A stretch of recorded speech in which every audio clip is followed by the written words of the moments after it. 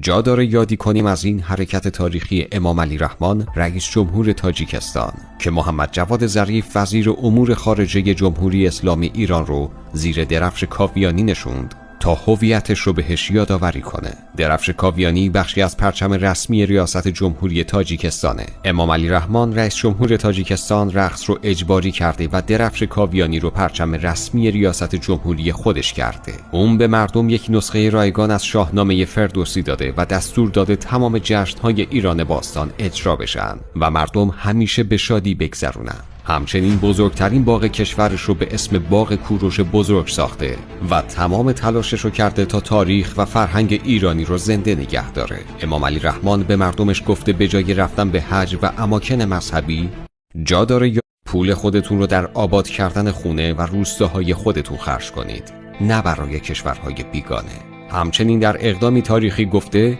حق ندارید دین و مذهب داشته باشید و قانونی رو اجرا کرده که مردم تا سن 18 سالگی حق ندارن هیچ دین و مذهبی داشته باشن و همینطور حق ندارن وارد اماکن مذهبی مثل کلیسا و مسجد بشن و بعد از 18 سالگی که به سن تشخیص رسیدن در صورت تمایل شخصی میتونن انتخاب کنن که دین و مذهب داشته باشن یا خیر. تاجیکستان برعکس ما داره یه تن بار زنده نگه داشتن فرهنگ ایرانی رو به دوش میکشه.